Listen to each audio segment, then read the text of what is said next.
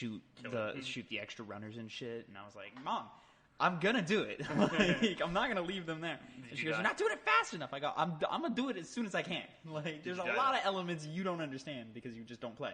But what was that? No. Good. No. So they're gonna be freaking out when that big fucking thing comes. Oh yeah. Just I'm excited. Oh, shit. I'm excited.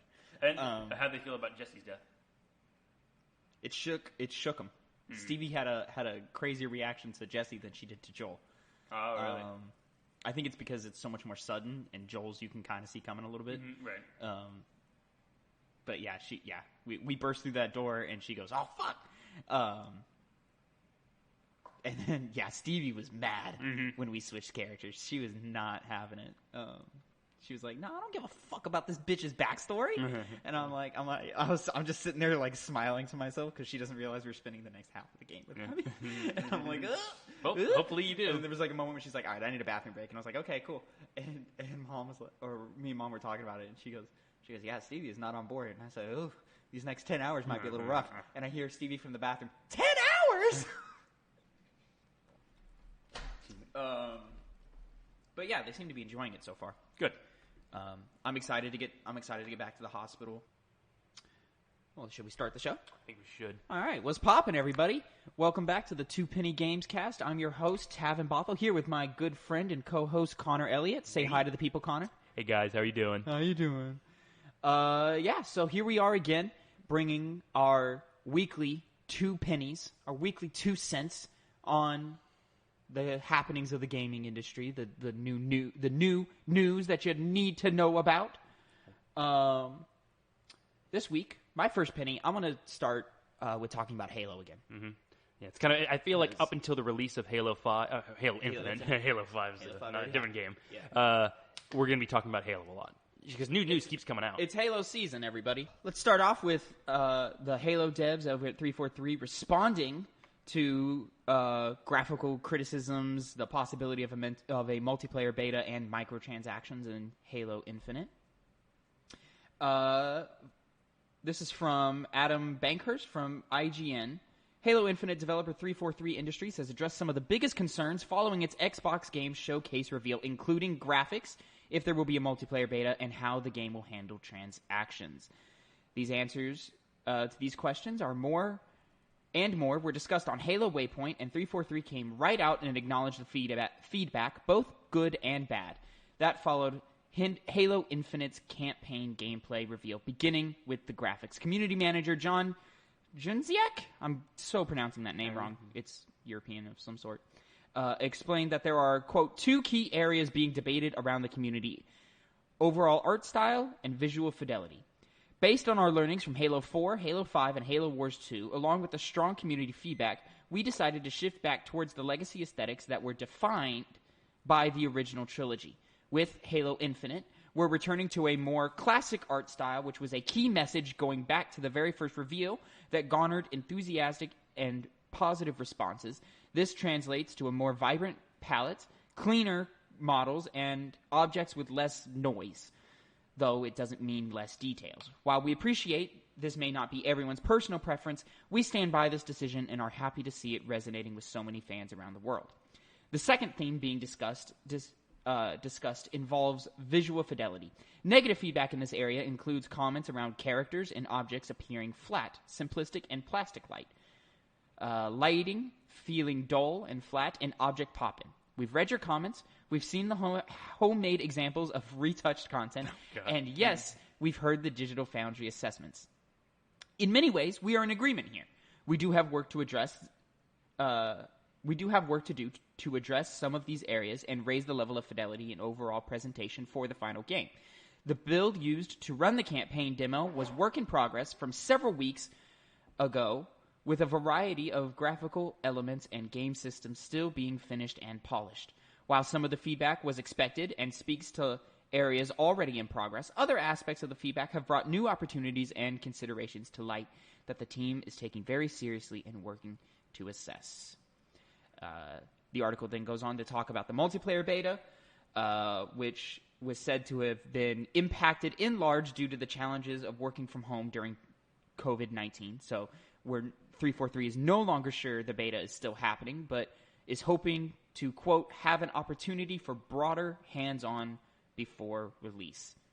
Microtransactions in Halo Infinite were confirmed back in 2018, but Junziak reassures fans that Halo Infinite will not include, quote, real money loot boxes, and that if you liked the level of customization options in Halo Reach, you will be pleased. So that's exciting. That is actually. That was one of the things I really liked about Reach. That's the best part about Reach is just customize them as you want. the level of detail you can go into, and I don't know if there's been a Halo game that has had that deep of a level since Reach. 4 and 5 both tried. I think 4 had less options than Reach, but was still quality. 5, I think, had pretty good options, but everything was locked behind RNG through the Warzone. And it was just all difficult, and it just wasn't worth it. So, like, I mean, again, I didn't play much of Halo 5. I played a little bit of the campaign, a couple of hours of multiplayer, and then I was like, all right, I'm good. In terms of the graphical criticisms that the demo got last week, I think this is a fair response. They're saying, hey, listen, 4 and 5 and Halo Wars 2 were noisier in terms of art design. There was a lot going on the character design side. So we're stripping all that away. We're going back to a more simple look that defined the first 3 games. That's really what I wanted to begin with. It looks actually like a new game in the series. I really do like it. It looks like Halo. It doesn't look like an evolution of Halo. It looks like Halo, which is what I want, because I think that was, for the time, Halo 4 looked phenomenal, and it still looks really good. But there was just something about it. There's so much, just junk on everything. From weapons to vehicles to characters to Spartan armor designs. There's just a bunch of junk. So I'm glad that it's just cleaner, simpler. It looks a little cartoony, but I think that feeds into the camp that is innately in Halo. The camp that we've kind of lost along the way with this 343 era.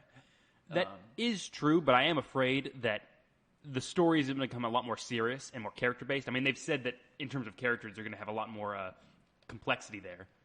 Well, but there's Homeboy in the pod with Chief, who seems to be your main human that you can connect to. As far as we know, yeah. Yeah. I just hope it's not too campy to the point where it undermines things like that. I think the original trilogy has an appropriate amount. Maybe Halo 1 leans a little too much into it. But definitely 2 and 3, they hit the emotional beats you need. Well, 3 has some melodramatic moments that you don't need. But for the most part, you feel what you need to feel for those moments. And then they said, hey, the visual fidelity, some of the textures look a little weird. Lighting's not all the way there. There's some pop-in. We're working on it. I'm surprised they've responded to these criticisms as much as they have. I'm surprised they responded so quickly. That is true. I mean, they were like, hey, listen, we hear it. We hear you. If they're pretty much so much faith behind Halo Infinite, it's no surprise that they responded that quickly. In reality, it's what they should have done, and they did it really well. There is nothing in Halo Infinite's messaging that gives me any concern. Yeah. In terms of quality of game, I'm sure it's going to be a quality game. Especially with the other part that we're probably going to go into soon. So on their Twitter this week, Halo confirmed that their multiplayer element of the game will be free to play. That shocked me on all platforms. I know. It's so shocking, and will run at 120 FPS for those FPS nerds out there. My only fear about it is that a lot of people who play Halo play it for the multiplayer. So will they be making as much money as they would like to? I would say in terms of Halo fans, you're probably about 50-50 in terms of probably about half the fan base is in there for the campaigns and the other half is in there for multiplayer. It's not like Call of Duty where it's probably 80% are in there for the multiplayer. I would say 90%. You give or take some. There are just fans of single player games who just jump in and play they play their yearly Call of Duty and then they turn it off. So that's exciting. In terms of what it means, again, it just leads into my common theme. I don't want to call it an issue, but my common theme with Microsoft and the way they're promoting the next generation of Xbox right now is where are y'all getting all this? Where are y'all getting this money from? Like, y'all are putting a bunch of money into this new console, R&D, development, manufacturing, promotion, marketing, all of this. You're making all this noise for your new box, but then you're coming up right alongside and saying, "Hey, but everything is on Game Pass." Now, an interesting conversation I've seen throughout the week since the showcase happened is that we haven't seen everything from all 15 studios, and there's probably many, many games that have deals with Xbox, maybe even exclusivity deals with Xbox, that weren't in that showcase, probably because they're not coming to Game Pass. So there's probably still some exclusive games coming that you're like, hey, you have to buy the box to play this game. But, I mean, it appears that Xbox is pivoting to services, not to the console generation mindset anymore, whereas PlayStation is tripling down on it, which is fine. Again, Xbox Game Pass is the best deal in gaming right now. If especially if you just want to get in, like as like your first time thing, it's hard not to argue that way of thinking. Like, if you got a decent computer, go get some Game Pass and play a bunch of games. Or if you just have it's like, hey, I want to get into games, but I don't know what I should look for because I don't know what I would be into. Go grab an Xbox and get yourself some Game Pass, and you can try out all these fucking games you want. And there's money on the back end for that. Of course, like a big new exclusive doesn't come out every week, so that monthly little $15 builds over time. So that can kind of help navigate that cost. But I'm so curious as to what their plan is here, especially because I'm assuming you saying, hey, yeah, multiplayer's free to play, half your sales are gone now because half of Halo fans only play multiplayer. And I don't think those microtransactions you were just bringing up are going to make up for any of that. I mean, they could. They could. I mean, but FIFA makes billions on microtransactions. FIFA is like heavily based around microtransactions. Like, a lot of the enjoyment you get from that game is from buying into the game, putting more money into it. Sure. With Halo, I don't know. Like, obviously they're talking about the cosmetics that they'll be doing with a lot of the characters, which is nice. So. But which they could do a lot because you may not know they've been doing like cosmetic seasons, kind of like they call it the season pass for the Master Chief Collection on PC. I don't know why they do that. There's no way to buy it, but they've added. They're in their second season now, which season 1 was just all Halo Reach cosmetics, and season 2 is all Halo 1 cosmetics. And they've done that because the customization in Halo 1 is pretty limited. Oh yes, sorry. They've added visor colors. They've added weapon skins. They've added vehicle skins. They've added new gamer banners, the little thing that goes next to your name or whatever. So that's all. You see all that and you go, oh, there's a lot of room for cosmetics in Halo. That makes sense. But for microtransactions, would it really be enough to make up? Like I said, for those lost sales? I assume it's just going to be like your Overwatch style thing, and Overwatch makes a lot of money through their loot box system. So regardless, I hope it comes out well. I hope they make a profit because everything looks great for the consumer. I mean, I'm still straight up buying it because I want to play that Halo Infinite campaign. That shit looks good. It does look good. Yeah, I hope a lot of other people are on that same boat as well. But I guess we'll have to wait and see. I assume they will be, and I'm also curious as to I think Halo still skews moderately younger. I mean, your average gamer's 30 plus now, and we all grew up on Halo and love it. But I assume this game will still get your 10 to 17-year-olds pretty hard. So your random mom is still going to go to the GameStop and buy the disc. That's true. Yeah.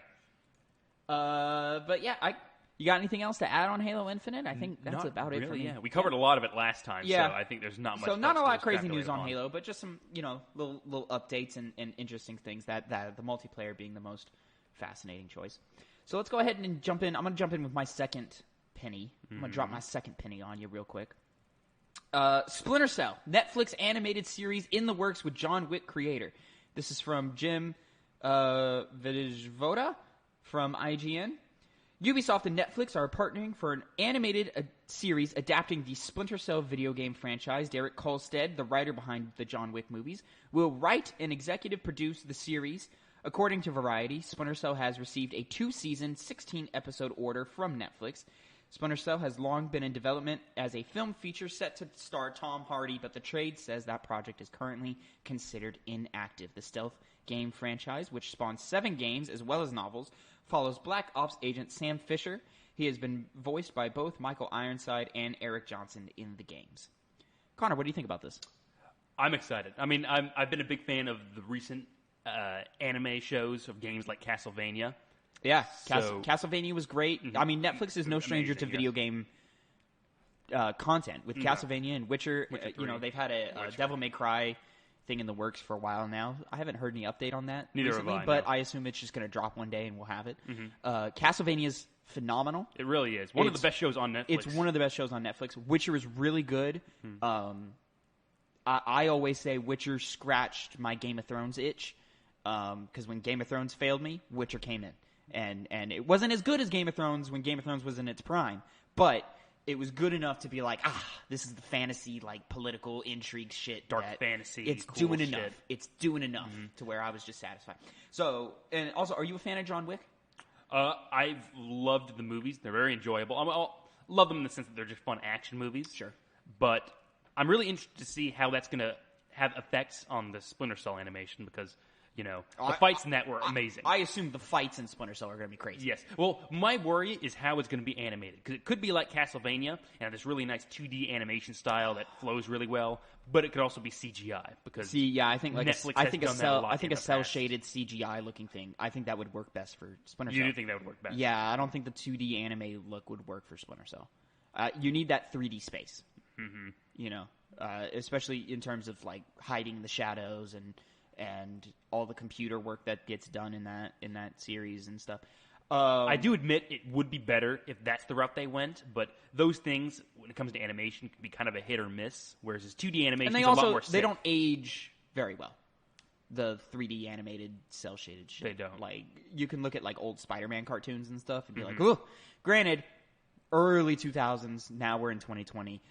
At this point, animation looks pretty damn good. It does, if yeah. you do it right, like it's hard to imagine some of these things looking old. I mean, even like things from like the early 2010s can look pretty damn good still today. I mean, obviously aged, but like still hold up. I'm excited for this. I'm a fan of Splinter As am I. Cell. You haven't gotten a game that you've been wanting for a while. A long time. You've given up, I feel, at this point. I mean- you haven't said much in recent years. The thing is Now is- it's all about the Mass Effect remastered. well, the Mass Effect remastered is coming. It's coming no matter what. Well, we'll see. It's not a matter of if. It's just coming. I hope for you, Tavin, it's coming. The but- only if in that answer is when. Sure. I've seen anywhere from the end of this year to March of next year, which is when that art book comes out. So the Mass Effect thing is coming, but that's beside the point. I like Splinter reading Cell was an entirely different beast. It is. It is. Stealth games in general are pretty niche. Don't sell as much as other games. And Ubisoft is a company to where they want to make everything sell. You know, in terms of like their AAA studios, they want everything to sell like Assassin's Creed, and not everything is selling like Assassin's Creed. So, yeah, I almost feel that Splinter Cell is going the way of Prince of Persia, which is another series I would like to see come back. But at this point, like, you bring Splinter Cell back, what does it look like? How does it play? What type of... Is it open world now? Like, do we want that? I don't think open world helped Metal Gear Solid 5. I think it actually hurt Metal Gear Solid 5 because that open world was not very good, and I feel like curated single player what is the linear games are what's best for stealth games in general. So I don't know if we're ever going to get another game for Splinter Cell, but this I would like to see this. I want Michael Ironside to come back as Sam Fisher. He loves doing Sam Fisher. Mm-hmm. So I can't see why they wouldn't bring him in. But you never know. More, you know, that's a we'll have to see and wait on that one. As far as I can tell, no official release dates or anything. It's going to be 2 seasons, 16 episodes in all. And yeah, so 8 and 8, you assume, Yeah. or maybe they'll do like a weird 4 thing. and 12. They could do. Because I think that's what Castlevania did for its first 2 seasons. But with Castlevania, I think they were just kind of like testing the waters at that point because they didn't know how everyone was going to react to it. Obviously, it paid off. Oh, yeah. But that's what I had Give me heard that when it season first 4, came out. baby. Yes, coming. But that's I'm about all excited we can for say it. about that Yeah, for right now. yeah. Don't know who's going to animate it. Well, most likely we were talking it's going to be. It's probably going to be Ubisoft, an in-house Ubisoft animation. which could be worrisome because it could go either way. It could, but I always feel like other animation houses do better jobs. To be fair, this is a different company entirely.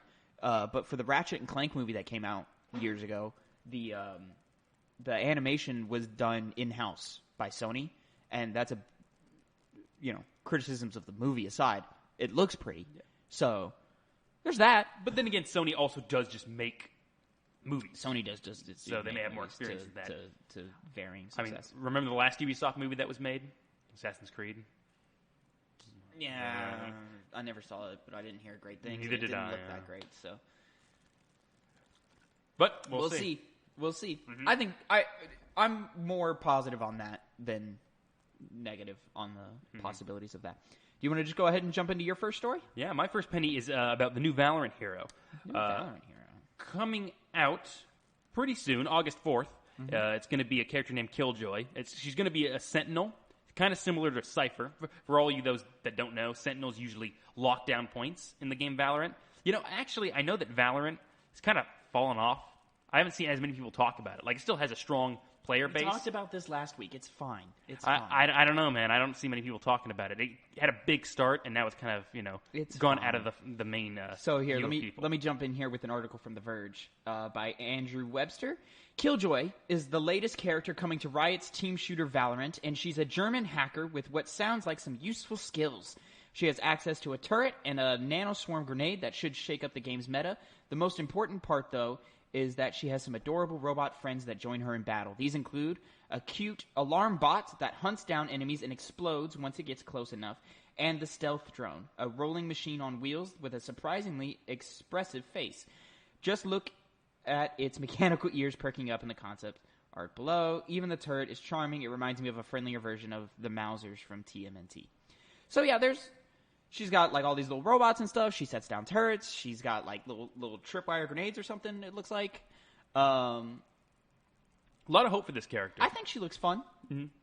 You and I play Valorant. I'm interested to try her out. If I have to pay for it, I'll pay for it because I don't play Valorant enough to earn whatever fucking in-game currency bullshit to unlock a character. Well, they'll probably do the contract system that they've been doing. They did the same thing with Reyna.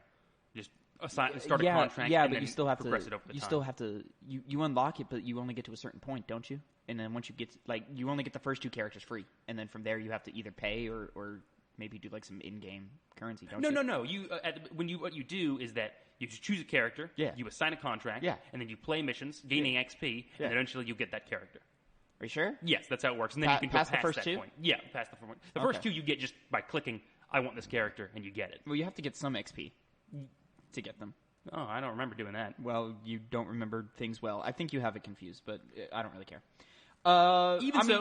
Interesting character. Yeah, she's coming August 4th, which is 2 days from now. We record on Sunday. I'm going to be a bit worried that she's going to be very annoying because a lot of her things are obviously locking down points, but a lot of them do damage as well. Maybe, but and allow for extra damage to be done. Reyna looked annoying when she was first released, and she was. She was The meta, she still can team kill, but the meta, it adapts. Mm-hmm. Players will adapt. It's fine. I don't think she'll be anywhere near as overpowered as Reyna is. Just off the simple fact that you still need to be able to pull off the shots. The shots are what matter the most. They are the most, yeah. Abilities help, but at the abilities end of the day, help. It's just gunplay. Abilities will give you the edge, but if you still can't hit the shot, you still lose. Well, actually, I know you're a Cypher player, so you'll probably like to hear this. Sometimes. A lot. Who else do you play? Jet. Usually? I play some Jet. I've been getting into Brimstone. Brimstone, yeah. Yeah. Kind of a necessary person, but anyway, a lot of esports players actually consider him to be in the top meta. Because Cypher? Cypher. Oh yeah, Cypher. he can do a bunch of shit. Yeah. I am incapable of doing. Things they do. Yeah. Well, I mean, that is your best character, honestly. If I have to say, yeah, it is. But probably one of the reasons why Cypher's so good is I think I'm just so inconsistent. Well, is my problem. I'm an inconsistent shot. Fair enough. But yeah, go ahead. hoping that people are assuming that she might be a part of the new meta because she's one of the only other Sentinel characters. I assume so as that well. can hold down points. So I'm interested to see how it goes. Obviously, Valorant's done really well with its characters, with its heroes. Yeah. I've enjoyed pretty much all of them. None of them are bad, and it's just. I guess we'll find out in a couple days. We'll find out in a couple of days. We'll play it. We'll report back and all that fun stuff. Do you want to get into your second penny? My second penny is about the Avengers beta that was just announced. Yeah, so Avengers had their July War Table, whatever, showcase or live stream. Yeah, showing off. They showed off a whole bunch of new stuff. I got an article from KeenGamer.com written by Ankia Pettigrew. And this says, where did I want to start? Okay, here we go. What we're getting in the demo. Let me reiterate. They're releasing a beta here later in August. And there's a series of dates depending on when, which platforms get access, and if you pre-order, you get earlier access. So August 7th, PlayStation Advantage pre-order beta. So you have to pre-order on PlayStation for the August 7th. August 14th, PlayStation goes open, and then all other platforms are pre-order. And then August 21st is open beta for everybody. And as far as I can tell, these are just for the weekends. So during the week, everything's shut down, comes back up on that Thursday or Friday or whatever. And then in the beta, you're getting a demo. And we'll quote from this article, what we're getting in the demo is the beginning of the game, the Golden Gate Bridge mission, which they've shown so many times. Yes. This follows milking that for all it's worth. Huh? Milking that for all it's worth. I think it was the first thing they had done, and and it shows because we've seen it 6 times. Impressive, but we want more. It is, and it's almost to the point to where when I do eventually play that mission, I'm going to know the mission because you've shown it to me 6 times. This follows the events that caused the downfall of the Avengers. The commentator goes into more details about how long the demo is. Once you complete that part of the demo, it'll open up to other single-player missions and co-op/Warzone missions. It's filled with endless hours of gameplay and story. The next part covers a mission between Hulk and Kamala searching for Jarvis and the American blah, blah, blah, blah. Once you finish the story content, you'll get to play as 4 different heroes in the beta.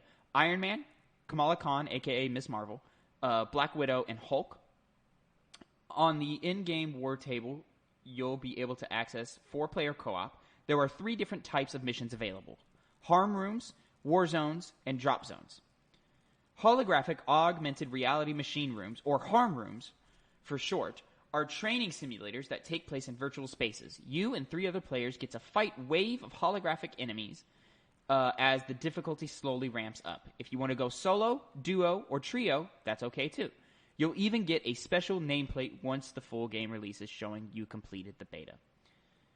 Then comes war zones and drop zone missions. As explained in the previous war zone table, war zones are actual missions you can play with a team of friends or AI.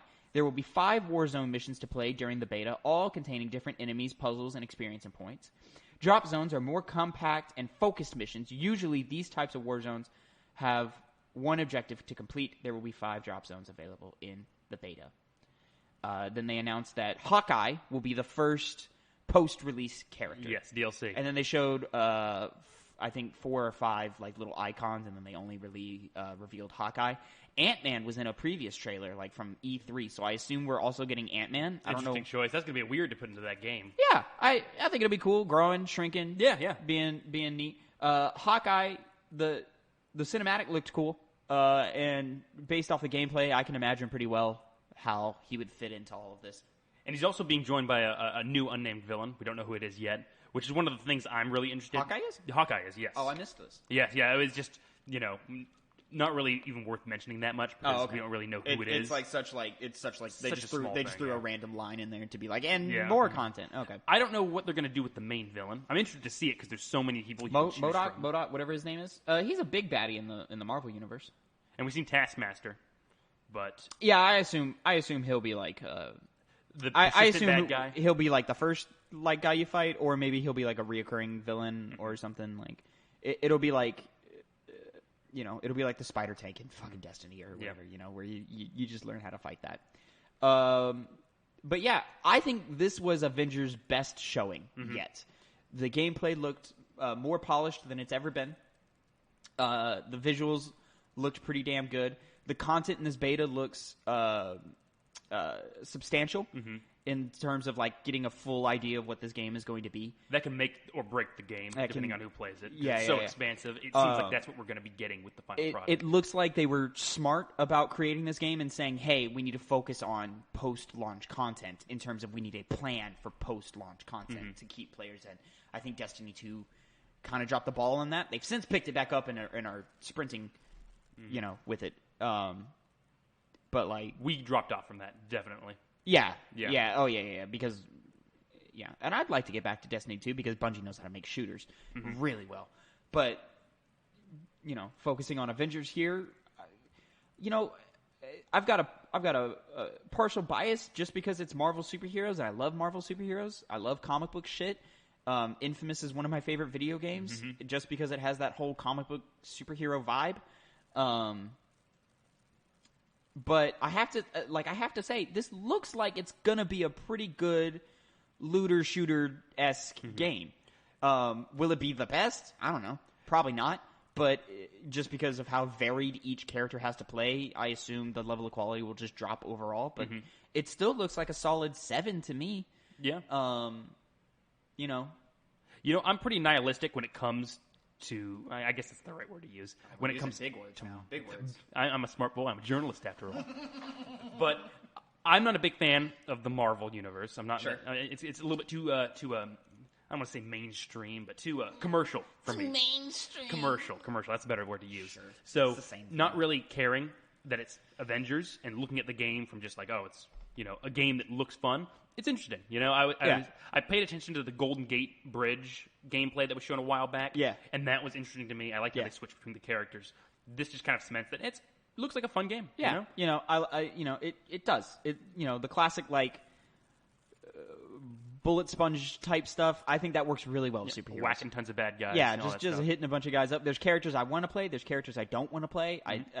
We talked a little bit about this before the show, but Hulk looks boring to me, dude. See, I'm a big fan of smashing things. I smashing don't lots of things get at the same it, time. man. Dude, it's cool. Give me the cool, the Hulk smash, the big clap, big clap. Yeah, I mean, it's nice. I guess, but I don't know, man.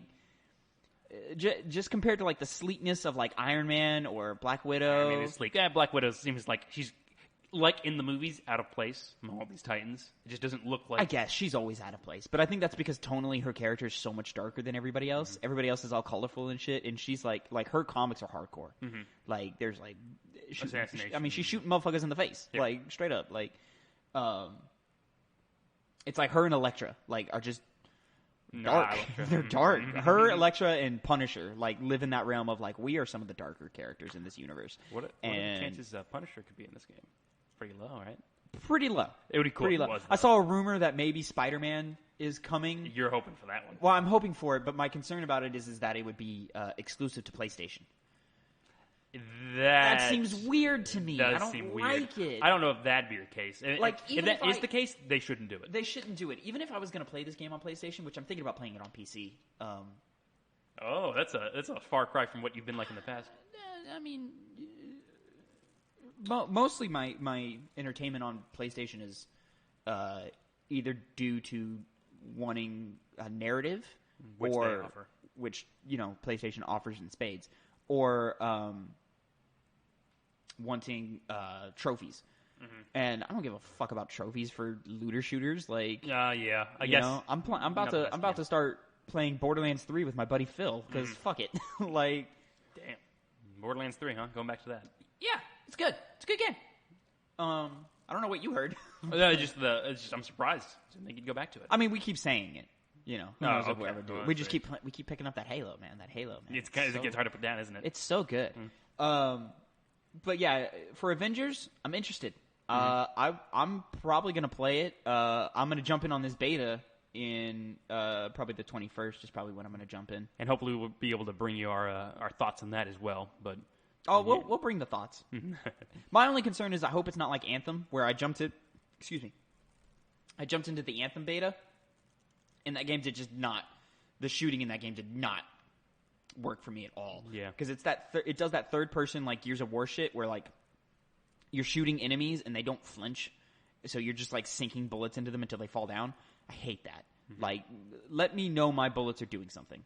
Well, thankfully, it doesn't look like it's going to be the case with this game. It doesn't. I think that's partly because you have such a mix of different combat styles. You know, Kamala and Captain America and Thor and Hulk being melee-focused characters, and even Black Widow a little bit. Interesting pull for Kamala. I'm into it just because it's different. She's the underdog. She's like they also showed off in the little live stream that we forgot to mention all the different cosmetics and stuff that's going on. Yeah, that's a lot of stuff. Looks extensive. Looks great. I'm so glad it's not like, oh, Hulk has 7 different pairs of jeans or green pants now. He's got green and purple and brown pants now. Which I mean, it's looter shooter. Which so I'm sure all of those expected. things will be in there. But like, you know, you can have him in a full suit. You can have him in all the in the detective gear. You know, there's all these different things. So I'm glad to see all those cosmetics are there. Collectible comic books, which I feel like you would like. I don't know how your thoughts on that. Like you don't care. Yeah, I always thought you liked collectibles. No. Well, if they're not tied to trophies, collectibles. If they're not tied to trophies, yeah. They're the worst thing. No, I only get collectibles for trophies because that platinum is the only thing that matters. But all this game hinges on is how it feels, really, for me. It really does. Yeah. It really does. Well, I think content matters too. You know, the boss fights have to be good and interesting and fun to fight. Oh yeah, definitely. I do like they had a focus on this live stream about co-op and how that works.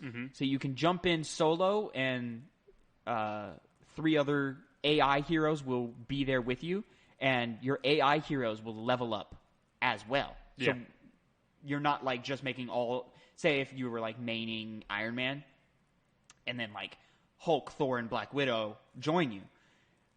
You're not just making progress on your Iron Man. Your Hulk, your Thor, and your Black Widow are also making progress with you.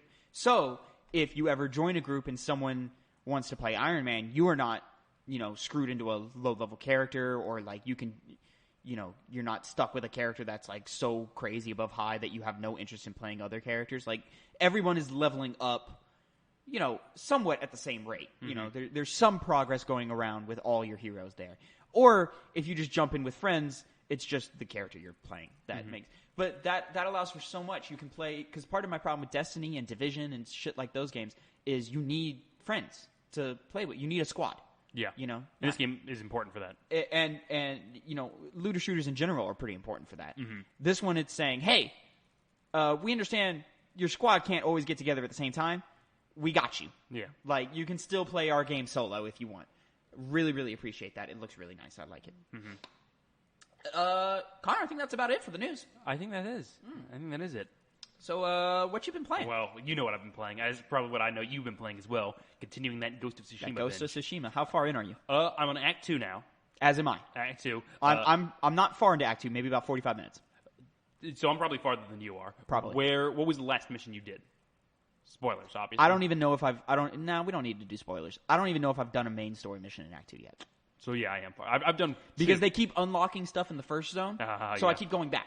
I keep like I've like pretty much 100%ed that first zone outside of anything else that might pop up later. Yeah. But I've gotten, you know, all the small things, all the fox dens, all the baths, all the haikus and stuff. Like I've done it all. Yeah. So the second area just has more of that. I'm happy. I'm really, really happy that the difficulty of the enemies has spiked perfectly. Spiked hard. And the Ronin, was a big part. I've only had a couple of fights. I don't even know if I fought the Ronin yet. Oh, then you're not even getting to the big part. Like they don't have the hit. They don't take the hits like the Mongols do. But you can't just. You know, I remember you saying earlier that you can't just go up and mash triangle. Yeah. With the stance that which weapon. you can totally do in the first segment. You Yeah. can just mash triangle on everybody. Still do that in this one. Really? I've noticed. Because the fights I've gotten into, I'm like, oh, it's not even worth doing it. Oh, really? Yeah. With me, it's just like, let me get the counter, let me get the 2 hits, and then wait for the next counter. Well, parries and counters are essential for the Ronin. Like, you can't beat them without doing that. Maybe I only fought the Ronin. I don't know. It was an in-world fight, so I don't know. Yeah, it would have been the Mongols. Ronin it wasn't a narrative. It wasn't a narrative fight. So yeah, and it shocked me how, because like I was like, oh fuck, like I ran through all my resolves like real quick. And I was like, oh shit, I've got to play way more defensively now. You got to try. I got to try. Still won, still beat them because I'm just a fucking gangster. Well, they're also just like generic enemies. Yeah, you know, whatever. Don't take that from me. Well, the story missions are easier than the in-world missions. Yeah. They are, aren't they? You know, because there's that big like attack the castle for the climax of Act 1, piece of cake. Like, it was so easy. Just walked right through it. But the fight with Ryozo was amazing. That was really that was a great fight. Yeah. That was a great fight. The music was at its peak. I wasn't expecting that. I kind of saw it when he's like, "You're not here." Oh shit, he's a traitor. I just thought he chickened out. Not in this case. Anyways, but I'm still enjoying Ghost a lot. I still intend to beat Ghost. We'll see how that works because I'm slow burning it so much that I'm starting to get in my own way about it. And the more I play, the more its flaws bug me.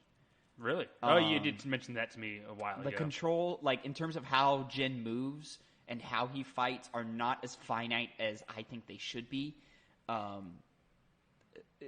Again, we talked about it last week, but the lack of a lock-on is detrimental to this fighting system. That's the only consistent problem I've had with the game. You know, my enjoyment of it and my love of this game is just continually spiked gradually. Well, that's but great. Yeah, still I'm always in combat situations where I'm like, oh, there's a tree that's in my way, and I can't do anything about it because, you know, or I have to and then the camera gets stuck on some shit or Yeah. something. Like Happens all the time. It bugs me so much.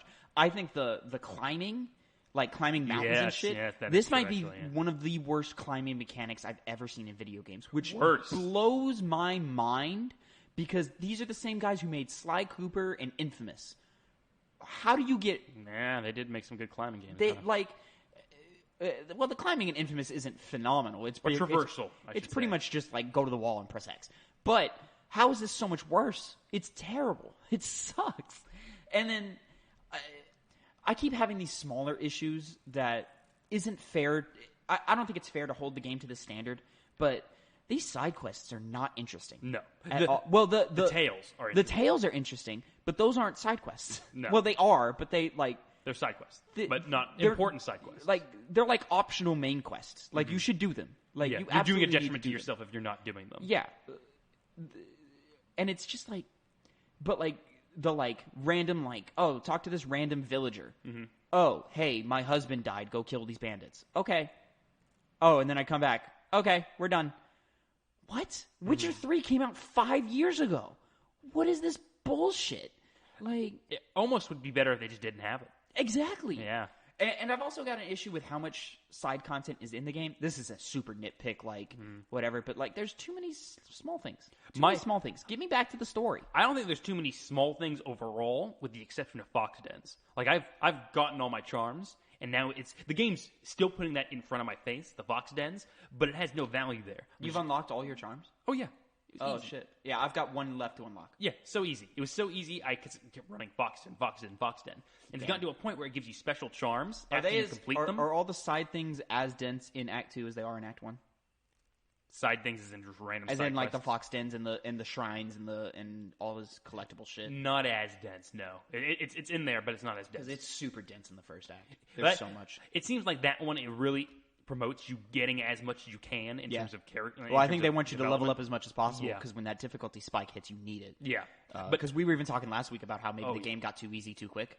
And then, boy, did they just slap you right in the face with that. Have you seen those videos online of people just getting shot by the arrows? Have you seen that? No, who gets shot by the arrows? No. It's maybe in the third act because I haven't encountered anything like this. But people will jump off a platform, get spotted by archers. Because what they do now, you haven't ran into that yet. I guess not. Oh, well, I'm about to hit a surprise. you want me to tell you? Yeah, just go ahead. Okay, so enemies now shoot arrows faster. Like they shoot 3 in succession. Oh no, I found them. They're in Act 1. Oh, really? I Yeah, never encountered them. they show up in Act 1. Well, there's videos later in Act 1, but they show up. There's videos online of people jumping off a ledge, getting spotted by archers, and getting shot. But what happens? Like before they hit the ground? Yeah. And shit. And then it ends up into like I've seen one clip that's been taken off on Twitter specifically that lasts for 30 seconds of him just ding, ding, ding, ding, ding, ding, ding, ding, just juggling crazy. in the air. That's like crazy. Obviously a flaw. You think? You shouldn't because like he's caught for 30 seconds and he's he just healing, gets- so he's not dying. Interesting. Yeah. So I don't like.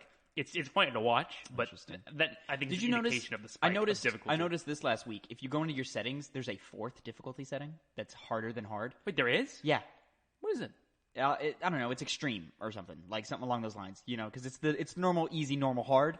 But then if you go into your settings a little later, they unlock the 4th one.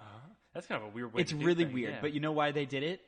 because it's fucking hard. Yeah, please do not play our game like this. Please don't. Yeah, it's 100% like this is not for your first. Your first experience should be one of these three. Here's a fourth one for those who play Sekiro. Right. Because I turned it on and just got my fucking shit wiped by 2 random encounters. Wait, really? Yeah, I got my shit pushed in. Now, is it because they add more enemies, add more health, and It's more damage? It's health. They make the counter window smaller, and it's health. Okay. You take less damage. And Well, but I'm satisfied with the difficulty on hard. I get hit 3 times, I you die. haven't played You know, hard. you got like 3 or 4 hits, and you're dead. That's All right. the perfect. Yeah, that should even be the standard. I think normal. I couldn't imagine playing this game on normal. Oh my god, it must be a fucking breeze. Yeah, must be boring actually after a while. Just like, At some point, I don't know. Some people like that power fantasy. they do. You know, that's what's great about games like Spider-Man. You know, even though I kind of wanted Spider-Man to be harder myself, but like you're supposed to feel like a superhero. Yeah, man, I did. But this game, you're not. You're supposed to feel like a samurai. Mm-hmm. You know, so I think the balance is perfect on hard. So far, unless it gets even crazier as I go deeper. But as of right now, I think it's perfect. Mm-hmm. I'm very concerned as to how. You know what I think? You know what I think will do it is. I'm very concerned as to how the difficulty spike affects my ability in combat. And I bet what will happen is I've spent all of Act 1 acquiring abilities. And I bet you in Act 2 it'll be more of me acquiring the stance upgrades. Oh, you've not gotten those. Those weren't the I've first things you got. I've gotten a few, but I haven't gotten many because I look at them and I go, I don't see the need for this because I just counter and then kill because that's all you need to do in Act 1. Mm-hmm. But in Act 2, I probably need some more moves, Yeah. some more specific moves against guys. I unlocked all those just recently. And Yeah? Have you gotten the final stone stance ability? No. That's useful. I've gotten maybe one in each category. That and the spear one are the most important ones. Most important ones. Yeah. Was the spear one tied to a stance? Where you just like can deflect any spear attack as long as you're in a No, stance that's just a normal ability. That's a weird choice. Yeah, no. Well, the stances are just so that you can break their defense. Yeah. That's really the only advantage for changing your stance is just being able to break their defense. Because in Act 1, it's like if you're using a stance that doesn't work against that enemy type, it'll take like 6 hits. Yeah. If you use a stance that does work, it'll take like 2. On some of the weaker enemies, it'll take 1. Mm-hmm. You know, so yeah, I'm still enjoying Ghost, but the more I play, the more I see its faults, and the less like interested I become. And it's just kind of like I did like Act 1 is very colorful, at least in my experience in Act 2 so far. And granted, I haven't explored that much in Act 2, but like I'm coming across like deadwoods. Oh, yeah. And swamps and shit. And I'm No. like, oh, this is very different aesthetically from the first act. Definitely. The northern part area, one of the quests that you go on, or you can go on in the early part of Act 2, is to get your clan armor. Up in that area, it looks really beautiful. Kind of That's like the one Act where you get 1. the keys and shit? No. Your armor for your clan. The one you're talking about is a mythic tale. Mm-hmm. This one's a story tale. No, I'm getting keys from liberating villages. That's not your clan armor. No? That's another piece of armor. I've gotten that armor, but Okay. the area up there is very colorful and nice, like Act 1.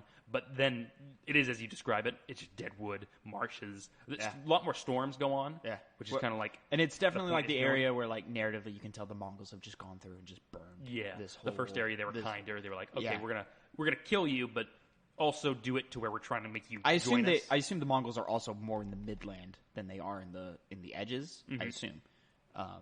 So yeah, So I don't know. All this talk about like one of PlayStation's greatest exclusives and stuff. I'm not quite understanding all that talk. It's a really good game, but this doesn't even break like top 5 exclusives.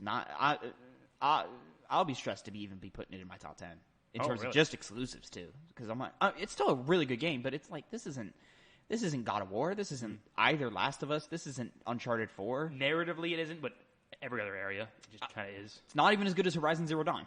Really, you don't think that? No, Horizon Zero Dawn is way better than this game. I instantly liked this game way more than that game. Oh my God, I you're crazy. plan on seeing this through, not like Horizon Zero Dawn, which is good, but I just couldn't. Nah, Horizon was way better because I don't know. Maybe it's just the amount of fun I was having and shooting robot dinosaurs and learning new tactics and weapons and stuff. But like, This one, I'm like, yeah, I stabbed that enemy, and I'm going to stab this next enemy. Yeah, Like, I love it.